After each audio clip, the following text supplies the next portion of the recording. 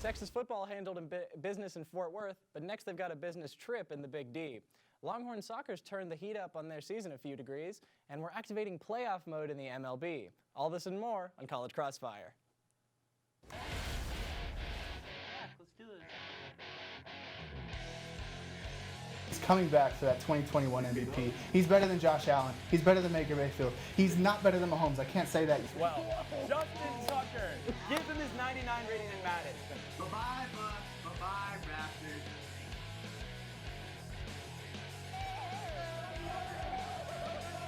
Oh, that's enough talk. Let's talk. Just like I said, we're on College Crossfire. I'm your host, Drew Jacob. Let's make the rounds. On first base, we've got David going for a three-peat. David, how you doing? I'm doing good. Kind of lost my voice from ACL this weekend. That was really fun. Chiefs won, peep the Sox, and yeah, let's go. Crossfire, baby. Confidence. Energy's lacking in here. Come on, audience. Yeah, everyone.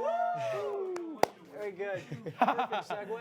Perfect segue into someone who always keeps the energy up. Jacob, how you doing? I haven't studied for my midterm yet, and it's tomorrow morning. Good.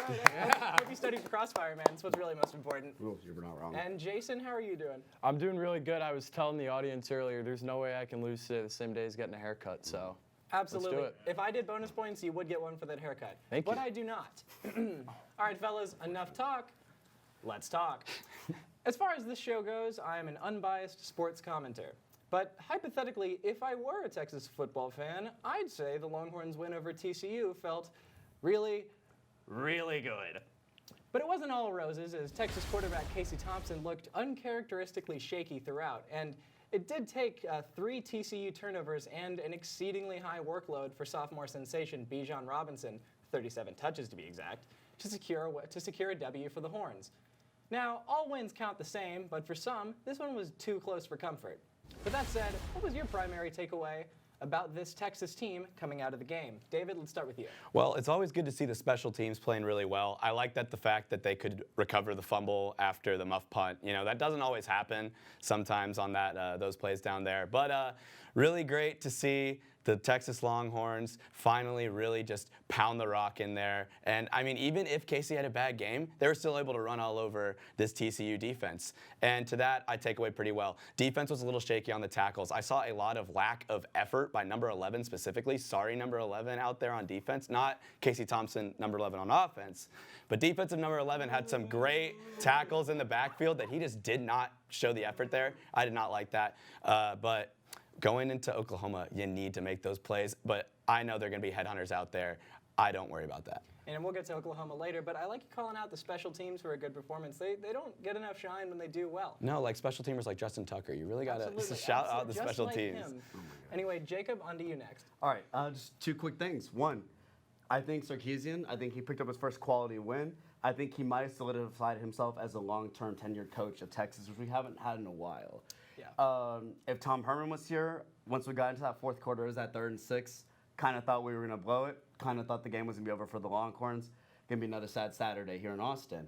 But instead, it looked like Sarkisian just decided to trust his offense and the offensive line, which means even more because we haven't really been producing much this year. So I think, yes, big win for Sark, but more so, this team will only go as far as Bijan Robinson allows them to. This team isn't about Casey Thompson. This team isn't about the defense. Sorry, Agent O. It's not about B.J. Foster. It's about what the Heisman candidate can do. Yeah, absolutely. And like you said with Herman, I think we've all got a little battered Longhorn syndrome, so we're all kind of expecting them to not hold this lead. But your point about Bijan also stands very well. And Jason, going to finish this question off with you. Yeah, one good thing, one bad thing for me. The good thing was the defense and special teams were opportunistic. For the first time all year, we saw 3 takeaways from the Longhorns defense and special teams with the recovered punt. And that was very big for Texas. That was something that the defense hadn't really had to do, not playing in many close games, but now finding themselves in a situation in Fort Worth in a tight game. You could tell TCU game plan very well. Texas took advantage of mistakes by the other team, something that we didn't see the last few years, something that we hadn't really seen this year because games had been so wide open. The other team's mistakes were just a part of Texas's game plan. Now, the downside for me was the usage of Robinson. I think that there's a certain aspect of game planning against TCU. Their run defense had been very bad going into the game, but 37 touches for the most important part of your offense the week before a rivalry game and then another ranked ranked matchup, I thought was something that maybe Texas should have shied away from, maybe a little bit more usage for Keelan Robinson, who had looked really good in the past few games. Overall, good win. Was very, very refreshing to see a win against TCU, especially on the road, but I'd like to see Robinson's usage be a little lower than that when it doesn't need to be that high. Yeah, absolutely. You get worried about him. You don't want to put too many miles on the guy. And I like your point right before a rivalry game. That being said, Jacob, you're going to get the 3 on this one. Jason, really close, but you're getting the 2. And David, sorry to say, you're getting the 1. Don't worry, though. We are early on in this game. With his performance so far in the 2021 season, it's no surprise that the Bijan Robinson Heisman hype train is starting to pick up steam. That being said, the FBS is a vast league and, as such, produces a myriad of standout players. For example, we know Matt Corral is going to keep, lighting up the stat sheet at Ole Miss under Lane Kiffin. Then there's Breece Hall, who's being asked to carry Iowa State's offense nearly on his own. And of course, if known football juggernaut Wake Forest keeps rolling, their quarterback Sam Hartman could merit some consideration. These are just a few examples, so you guys feel free to step outside the box, go for some really dark horses on this one, and let me know, who's your Heisman dark horse that you feel deserves recognition so far in the season? And on this one, we're going to start with Jacob. Okay. Well, believe it or not, guys, I can speak from personal experience for this one. I'm a college athlete. I play intramural dodgeball. So I know what it's like to be undervalued and underappreciated. Exactly. And with that, I'm actually going to ride with Cincinnati's quarterback, number 9, Desmond Ridder.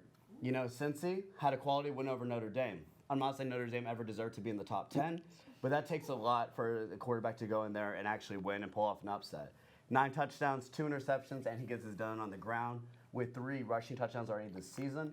He actually has the best chance since UCF to lead someone outside the Power 5 into the college football playoff. So for that, I'm going to give him a nice little vote. Yeah, absolutely. If he can do it, he needs to at least get invited to the ceremony. I mean, getting Cincy to the playoff would be unbelievable. Jason, what do you got? Yeah, as for my dark horse, I'm going to have to go with Ohio State quarterback C.J. Stroud. I think that the Buckeyes are going to be hitting sort of a do-or-die break of their schedule. They're going to be playing in a lot of nationally televised games, a lot of games that every game is a must-win situation for the Buckeyes with an early season loss. But we saw even in that loss against Oregon how good Stroud looked, how poised he looks in the pocket in his first year under center in Ryan Day's offense. And I think that the Buckeyes are going to rely very heavily on Stroud. I think that he's shown that he can come up big in big games. And let's be honest, the Heisman Trophy is a biased trophy. It is one that typically is quarterback exclusive, and in it being quarterback exclusive, it is also a trophy that favors the higher valued teams in college sports. Only 2 times, actually 3 times since 2011, has a team outside of playoff contention had their top player be the Heisman winner, and that's RG3, that is Lamar Jackson, and Johnny Manziel. While Cincinnati looks good, 1 loss and they're out of playoff contention, and unfortunately I think that 1 loss could put Ridder out of Heisman contention, so I'm going to go with Stroud. You know, you starting off with an Ohio State player being an underappreciated dark horse, I wasn't crazy about it, but a lot of really good points on that, so I can't hate. David, you next. Well, I love defense, and I would love to say a defensive player for the Heisman Trophy. Ndamukong Suh got robbed of his Heisman Trophy that year. Texas fans know him versus Colt. It was basically him versus Colt McCoy on that game. Yeah. I loved Kyle Hamilton's first game, but he hasn't kept up the production. So I have to go with Bijan Robinson here, not a defensive player. Okay. Bijan Robinson is on pace to outdo Mark Ingram's campaign. Again, the person who beat Ndamukong Suh, who deserves the Heisman Trophy. Sorry, but that was such a robbery. He's right. The college football, the Heisman Trophy thing is so biased and dumb. Bijan Robinson deserves the thing. Bijan Robinson is this Texas team. Without Bijan Robinson doing well, this Texas team does not succeed. And the Heisman is for the most valuable player on the team. And Bijan Robinson is the most valuable player in the league of college football right now. And he's only going up, and he looks so much better every week he plays. I'm going to offer a little pushback on that. The distinction has been made that it is it's for the most outstanding player as opposed to the most valuable. However, I do see your point. Bijan is a monster. I loved the Mark Ingram point. So, Jason, you're going to get the 3 on this one, David the 2, and Jacob the 1. Bijan's not a dark horse. Moving on to the next round.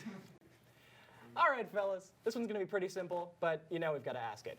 In case you haven't heard, Texas and Oklahoma are playing a football game this weekend. The 117th meeting of the Red River rivalry, or shootout, or showdown, whatever you call it. It's going on, and we're going into this game. The notoriously unpredictable series is just that, with both teams showing signs of vulnerability and flashes of brilliance at different points in the season. That being said, let's just jump into it. Who you got, Texas or OU? Jason, starting with you. I have Texas, as everyone should in this room, but my reasoning might be a little bit different here. I think that this Longhorns team, opposed to previous seasons, is very well suited to win in a shootout. If that Arkansas game were to have had Casey Thompson under center, I think Texas would have won because the offense would have been able to pace with Arkansas's high-powered offense. Would have been a different story. Now with Casey under, it was high-powered for that game. Okay, they ran all over Texas's defense. For that game, it was high-powered. It hasn't been since then. But anyway, I think that Casey Thompson is the right guy under center. Oklahoma's defense has been very weak. They've been very efficient on first down, so it'll be interesting to see how Sarkisian game plans against the Oklahoma defense. But this is a key statistic for me. Passing downs for opponents against Oklahoma, the Oklahoma defense is averaging 9.2 yards per attempt. Oklahoma is going to expect Texas to come out Bijan Robinson heavy with a lot of checkdowns and a lot of shotgun handoffs. I think that the Longhorns are going to stretch the field early, get out to an early lead this thing by 2 scores at halftime, end up being a little bit of a closer game, but I think that contrary to what most people are going to think going in, Texas is going to control this through a fiery offense, and they're going to win behind Thompson. Interesting takes all around. Yeah, Arkansas offense looking high-powered against Texas is getting a little questionable as we go on, but overall, definitely liked it. David, we're next to you. Well, I think a lot of it has to say with how OU has been. They look like one of the most overrated teams in college football right now, and they almost lost to Tulane, West Virginia, and the Nebraska Cornhuskers should have won had they made their 3 field goals that they just couldn't get through the uprights. But Texas is also not a sleepy team. They're pretty powered right now, and they're poised for a good win right now. And I think that Texas is going to get that upset against OU in the Red River Showdown. It's going to be a shootout. It's going to be a battle. It's going to be one of the most must-watch games, but I think Texas is going to pull it off. And I do have one concern. OU, I looked up, had a top 10 run defense, but they haven't played a Bijan Robinson yet. And to solve that problem, all you got to do is get Bijan involved in the passing game. As you've seen the last 2 weeks, Bijan in the passing game has been lethal. A linebacker cannot just guard him one-on-one. Casey Thompson's all you got to do is just lob it up there. Bijan Robinson takes that baby to the house, and Texas wins the OU River Showdown. I love it. I love it. And I love, shouting out. I've heard a lot of people tout OU's run defense, but they ain't played nobody. They haven't. They ain't played nobody. Jacob, you next. Simple number, 78. That is Oklahoma's running efficiency this year. That is their overall ranking in college football itself. Whoever gets the ball first, I think Texas is going to get it first. What's going to happen from there is going to be simple. Sark's going to admit his mistake. He's actually going to give the ball to Bijan the first 2 downs, and then from there he'll rotate with Roshan Johnson and Keelan Robinson. Because that OU is going to start to stack the box and start to load it up, which will allow for Xavier Worthy and Jordan Whittington to go for those quick corner routes and those quick slants, just like we did last week against TCU. If we get off early and we actually just outpace them, that's really all we need. We don't really have to worry about our secondary. All it is a pacing game, and he's going to remember he's got Roshan, he's got Keelan.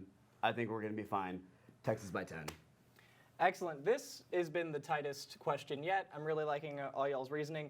However, I am going to have to go with Jason getting the 3, David the 2, and Jacob the 1. Wow. Let it be known, though, that one was pretty tough.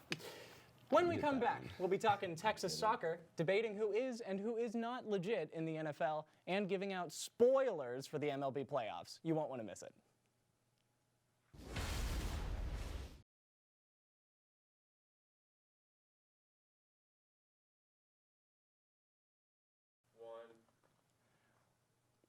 Welcome back to College Crossfire. Before we get started, let's take a look at the scoreboard. Leading the show, we have Jason with 8 points. And then in a tie for second, we've got Jacob and David with 5. Comeback season. All right, let's jump right back in. Things started off a little shaky for Texas soccer with out-of-conference losses to UCF, Georgetown, and Oregon, with the latter 2 happening at home. But it seems they've righted the ship to some extent, as they're 4 games into Big 12 play without a loss on the record so far. After beating Kansas State, Oklahoma, and Texas Tech, and perhaps most impressively, playing number 10 TCU to a tie, Texas has placed themselves right in the hunt for the Big 12. But being in the hunt and bagging the trophy are 2 very different things. So, realistically, how far can Texas soccer go this year? And this one, we're going to start with David. I was wrong. I came on the show 2 weeks ago and completely expletived on the Texas soccer team. Completely. And I was wrong. This team is good now. They turned it on. They must have watched the show. They must have been like, oh, screw this David guy. We're going to show him what's boss. And they have. They've come out the gate firing at all those teams, and the rest of the Big 12 doesn't look that good. I think that they can win the whole Big 12. Now, granted, they're going to make a contention maybe for the championship, but I don't think they'll win it. But they look really good, and they're riding the back of this freshman, Trinity Byers is so good. Like 3 consecutive freshmen, like player of the week after I started being mean to them. All right, Texas soccer. I see you. I hear you. I'm watching. This is great. Good stuff. We Good go to stuff. one commercial break, and David comes back in just with the heat. All right, Jacob, what you got, man? Complete polar opposite, actually. Ooh. Shout out to Jordan in studio for the tagline of Run BMG. Byers, Missimo, and Grasso. It's a great name, but unfortunately, 2 of those players are actually freshmen. A lot of our team is coming in young. TCU, ranked 13. Baylor, ranked 23. Texas received 0 votes for any sort of consideration in the top 25. This is a young team, but they're not going to get very far. Quarterfinals lost at the best. Yeah, I like it. I mean, We've established the roots. Yeah, absolutely. Things have looked pretty good, but I mean, you just can't really forget that out of conference. I agree with you. Jason, next we got you. Yeah, I'm going to say that this year, I'd say expectations should be tempered a little bit with the non-conference performance, but Lexi Misomo and Trinity Byers, 2 of the best young players in the country, both are freshmen. Why this is especially important to the Texas soccer program is if the buyout is paid and Texas soccer becomes an SEC program, Texas soccer will become a winning SEC program very quickly. So for me at least, it's not as much about this year for the Longhorns, it's more so about the future and the foundation that they're building. And so far with Run GMC, it looks pretty good. So I'm going to have to say that this year, maybe not as much. The non-conference losses don't bode well for a future NCAA tournament, but for the future seasons, I think that the Texas soccer is looking pretty good.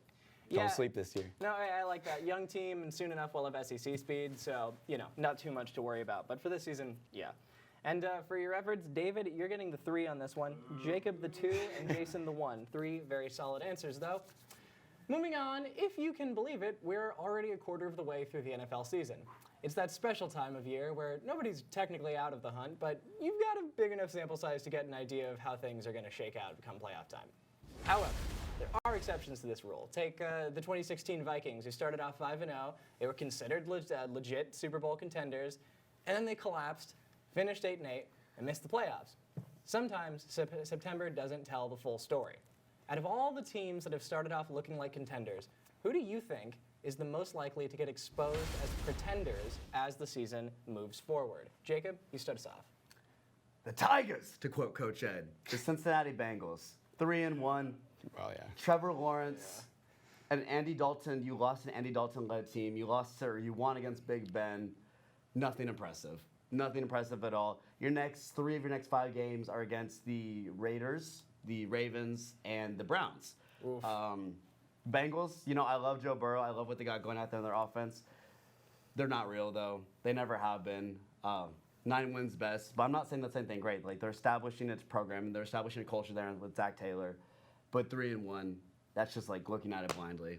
Nothing special this year. Yeah, that Thursday night performance against Jacksonville, I mean, a struggle win against the worst team in the NFL is not a great look. Jason, what do you got? Yeah, I'm actually going to go a little bit higher than Jacob here and say that the entire AFC North, I believe, are pretenders. Cincinnati, I would never consider a contender. 3-1 is a good record, but when you look at the teams that they beat, come on, they're not a pretender. You have the Pittsburgh Steelers with Ben Roethlisberger, who should have been retired 3 years ago. Can't throw the ball more than 20 yards down the field, and is not a very good person anyway. The Baltimore Ravens, who don't need to worry about throwing the ball 10 yards down the field because they don't throw really ever, and when they do, Marquise Brown is there to drop it. And then the Cleveland Browns, who, until the Browns win a Super Bowl, they will always be a pretender in my heart and mind. Wow. Hot. You really aimed for the moon with this answer, and I definitely And appreciate it. there's a lot of AFC North fans in the studio, too. Yeah, very brave of you. And David, try to follow that up. Well, the Titans are pretenders. It's pretty simple, plain and day. The Tennessee Titans just ain't a team right now that I'm worried about. That whole division is just utter trash. People were hyping up the Titans like crazy in the offseason. They were saying like, oh, Super Bowl for the Titans. They got Julio Jones and all this stuff. They're getting away from their identity. Their identity, the reason they got to the playoffs was a solid defense and a solid run game. They still have the solid run game, but it's useless without a good defense. You can't manage the clock with a high-powered throwing offense, and Tannehill regressed this year. And you can't have Tannehill regressing this year when you're trying to rely on the offense. That defense is terrible.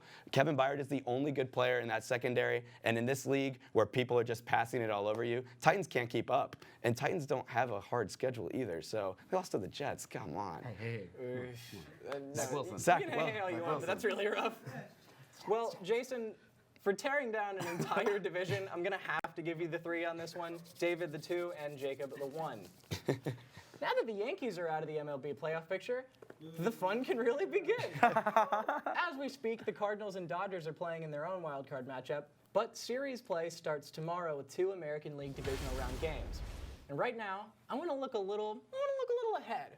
This isn't the time for a coin flip take about an individual series. No, panelists. I'm asking you to call your shot right here, right now, and tell us which 2 teams are going to make it all the way to the World Series and who's going to be lifting up that weird flag trophy thing. Lifting that up high when it's all said and when it's all done. Jacob, start us off. All right, well, I would like to give a shout out to Commissioner Rob Manfred for giving the Houston Astros by far the easiest punishment we've ever seen that's ever happened in the history of the game. The Astros are cheaters. They always have been, but they always will be. But frankly, they're a really good team this year. The only actual consideration they have is the Rays, and I'm pretty sure they came pretty close to splitting the actual season series. Right now, the Dodgers are deadlocked in the game against the Cardinals. I like history to repeat itself, though. I'm saying Dodgers-Astros rematch this year. Ooh. Dodgers take it back. Ooh, okay. I like that.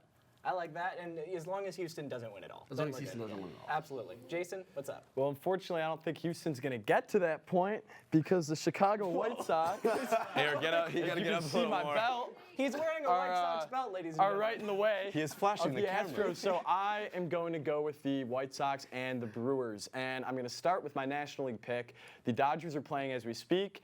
I don't know what the score is, but they have a chance to lose in 1 game, done for the season after 106 wins. I'm going to take the Milwaukee Brewers out of the National League. Pitching rotation is excellent. The White Sox, hitting's great. They're healthy at the right time. They haven't been healthy all year. Don't take anything they did against the Astros seriously, because half the White Sox lineup was on the IL during all 7 of those games. Give me the White Sox in 5. They're going to roll over the Rays in the championship series. White Sox, Brewers, White Sox in 6. I love those games we lost. Disregard them. Don't matter come playoff time. And I love the prediction specifically on how many games the World Series will go. All right, Jacob, what do you got? Well, David, I'm sorry. That was an insult. Oh, wow. Well, what they always say in poker is ride the hot hand. And the hot hand right now is the St. Louis Cardinals. A 17-game win streak right now. That team is looking fun and prepped to go have some serious playoff disruption. Right now, they're in a deadlock game with the Dodgers, and one that they could very well win and really cause some serious issues there. I think they're going to make it to the World Series. Here's the issue. Altuve walk-off home run. Houston, they take another one. Houston Astros win the World Series, unfortunately, against the St. Louis Cardinals team that gets their Cinderella dream story absolutely crushed on national TV. Maybe in another cheating scandal, we don't know. Oof. That was, you really won me over at the end by picking the worst possible outcome and defending it confidently. I really do like it. However, it was not enough to overcome Jason's take on this one, so he's going to get the 3. David, you're getting the 2, and Jacob, you're getting the 1. Rough debut, man. Well, audience, you may not want to hear this, but we've got to cut to commercial. But it'll be worth the wait, because when we get back, we're putting tonight's panelists on the hot seat with rapid fire. You won't want to miss it.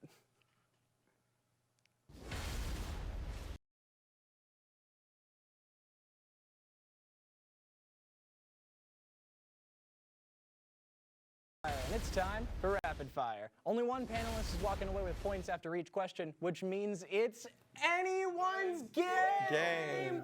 Moving on, Tom Brady and the Bucs squared off with Bill Belichick and the Patriots last Sunday in prime time. After a week of NBC hyping up storyline drama of it all, a football game was played, and in this game, Bill Belichick made a highly controversial decision to attempt a 56-yard field goal, in the rain, mind you, that even if they made it, would have given New England the lead, yeah, but TB12 would have had a full minute of game time to get his team in position for a field goal of their own. And if that wasn't curious enough, the Patriots kicker missed, essentially ending the game. Admittedly, it's easy to judge in hindsight, but let me know, and anyone jump in, what would you have done if you were in Belichick's position? Hop in. I would have done the exact opposite. In a game where the spotlight is on Tom Brady and everything that was built in New England for so long, why would you not give the next man up the opportunity to show out in the biggest moment? I would have given the ball to Mac Jones. I would have let Mac Jones call the own play, and I would have let Mac Jones have his superstar moment right in the face of Tom Brady on national television, his return to New England. Would have been a great storyline. Too bad it didn't happen. Who else? I would have not let him walk away 4 years ago, not treat him like a 20-year-old. Sorry about it, Bill. You blew your chance. Love it, short and sweet, David. I'm going to circle back to an old point. If they had Justin Tucker, they won that game. Just plain and simple. Because Folk isn't really that great of a kicker. So you would have signed Justin Tucker? Like, Yeah, that's just to go on how great Justin Tucker is. But either way, I think that was the right call then and there. That defense had been playing really well up to that point. Tom Brady had actually looked pretty bad in that game, and Mac Jones was already looking really great. So. Yeah, absolutely. Jacob, you are getting the points on this one. Solid points all around. I think we can all agree Bill messed up. Now, the season finale of Marvel's What If series was released today. The show covers the alternate timelines in the cinematic superhero universe, showing how different the canon would be if major events in the series were to have played out differently, with interesting questions such as, what if the bad guy won instead? So, panelists, my question to you is this. What is your biggest sports what if of all time? Oh my gosh. Yeah. I got this one. What if Dee Ford was never offside? Because Tom Brady would not have another Super Bowl. That Ram team that was the most boring Super Bowl. Even if you aren't a Chiefs fan, you watch that you wanted a more entertaining Super Bowl, a repeat of the best shootout Monday Night Football game ever. And I have an Instagram account I named Dee Ford Offside because I have to live down that moment forever. And the offsides is what caused the downfall of the Rams in that game. Interesting take, I'll say. Who else? I was going to go with 2018 too, but instead I'll take it back one more year. I cried both years. So what if Marcus Williams had made the tackle on Stephon Diggs? That'd have been. We probably would have won the NFC Championship. Drew Brees would have another ring, and he'd actually establish himself as an elite top 5. Didn't happen. Drew, I really miss you. I know you're watching this. Come back. Come back, please. Also, Case That was Keenum pretty is bad. heartbreaking. I really like it. Jason? Okay, amongst all the recency bias, I'm going to say, what if Michael Jordan never retired? You are not going to be able to convince me that the Houston Rockets win back-to-back NBA Finals if Michael Jordan is still playing basketball. Absolutely not. The Bulls, mind you, could have 8-peat if Michael Jordan didn't retire. 8 in a row! That's the biggest what if in all of sports. I think this is the most plausible one that really would have changed things. I mean, Michael already caused so many other legends to lose out on having rings. So imagine if he never tried to play baseball and make Space Jam or whatever. Rounding out our show with another Red River question just feels right, doesn't it? But we have one more. We have another. We're done. We wrapping? No, who won? Who won that question? Oh, I'm sorry, Jason, you won. So, Texas know you are playing this Saturday, and panelists, I have a question. What is your favorite Texas OU memory of all time? Best thing that you've ever seen happen in the shootout? My favorite thing that I have ever seen happen in the shootout has got to be Jamal Charles' 80-yard rushing touchdown in 2005. I was about 3 years old, but everything that I've read tells me that that was the moment that signified in Texas fans' minds and hearts that winning it all was possible, and that's exactly what they would do in the Rose Bowl. Solid answer. Really defined the rest of the season. Well, Jason, they said what we saw, not what we read. So for that, I'm actually going to have to go with Dicker the Kicker, the freshman, the game winner. The classic. Yeah. So there you go. Well, I have not been a Texas fan for long. I grew up in Kansas and was a Nebraska fan. But I will say I really liked, even though we lost, the only one I saw was Sam Ehlinger putting the team on his back, taking us to overtime, coming back, having my heart in my chest. Oh, I thought we were going to win. We were in the bar going crazy, and then Sam couldn't do it. But he put the team on his back and got us back in there and got our moments up there, and that's the one I saw. I loved your dramatic interpretation of the memory. Loved it. Really took me on an emotional roller coaster. It was like I was there again. So you're getting the points on that one. Only problem is Jason had already clinched. You are getting the win. Do we have time for FaceTime? We do. Jason, take it to FaceTime. Okay, so for my FaceTime, I am going to say that this is a pretty big weekend of sports for me, between the White Sox making the playoffs for really the first time in my entire life, as well as Texas taking on Oklahoma. So I would just like to say that I hope that the man upstairs is good to me this weekend. So I hope everyone in studio has a great night. I hope that everybody that is hoping and praying for something gets it, and I hope that world peace is attained in the next weekend, because my good thoughts will be there. Please be good to me. Can we step on the OU jersey? Thank you. That's all I have to say. Can we get it off real quick? Get that off the wall really quick. Yeah, just throw that on the ground. All right. It's hanging on the cross. Thank you all for watching, and now that the smoke's cleared, I'd like to again thank you all for watching this episode of Crossfire. Don't forget to follow us on social media at TSTV Sports on Twitter and Instagram. Lastly, be sure to wake up with the 1-0 Sports Show this Friday at 10 a.m. For all the panelists and everyone in the studio and Master Control, I'm Drew Jacob. It's 9:31 and OU still sucks. Goodbye, everybody. Welcome, baby.